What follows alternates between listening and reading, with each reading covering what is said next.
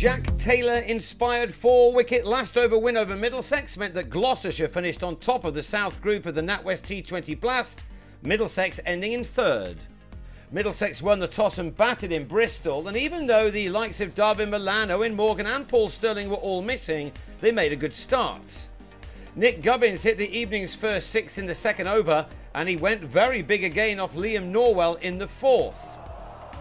And the talented left-hander struck his third maximum in the same over as the visitors, already guaranteed an away tie in the quarter-finals, brought up their 50 in just the fifth over.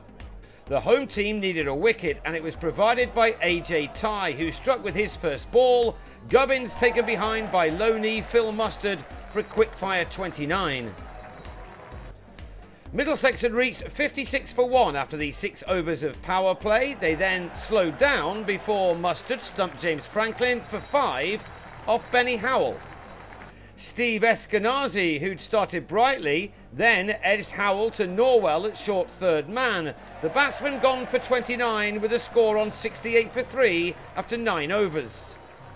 And that became 68 for 4 as George Bailey was trapped in front for a single. Howell completing a wicket maiden for figures of 3 for 5 after 2 overs from the skillful medium pacer. After such a good start, Middlesex didn't find a boundary for 8 overs, which meant that they stuttered to 83 for 3 after 13. They needed a strong finish from John Simpson and Ryan Higgins. They had to latch on to anything they could. Bad balls a fairly rare occurrence.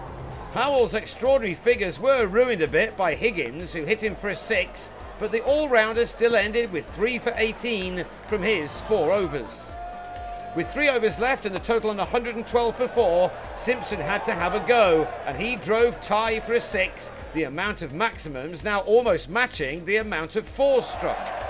Tye got his revenge by yorking Higgins for 24, the Aussie showing just what a skilled death bowler he is. The visitors now on 121 for 5 with 14 balls of the innings remaining.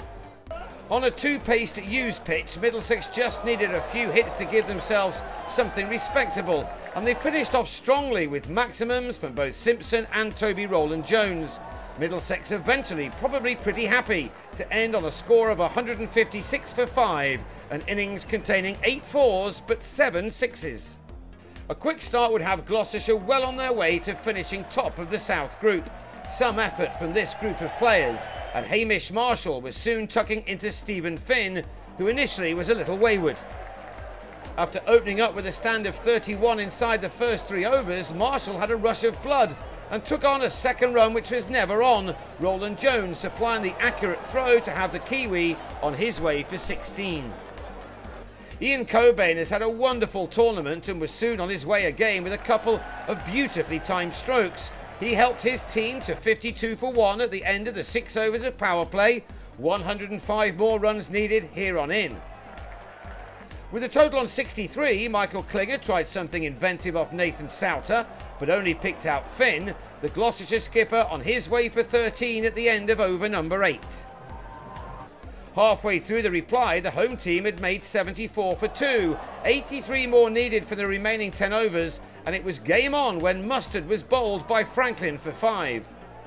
But then a miss-hit by Cobain off Rowland-Jones was held in the covers by Franklin, the batsman departing for 42 just after his side had brought up the 100 with 6 overs to go.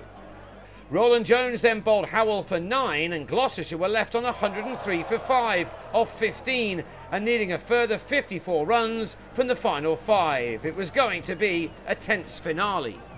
Jack Taylor, who's missed a lot of this campaign, now stepped up a gear, hitting this big 6 off James Harris. Now with 3 overs left, 34 runs were required. Graham Van Buren then matched his batting partner by going big off Ollie Rayner. But next ball he failed to clear the rope and was held on the boundary's edge for 12 by Souter.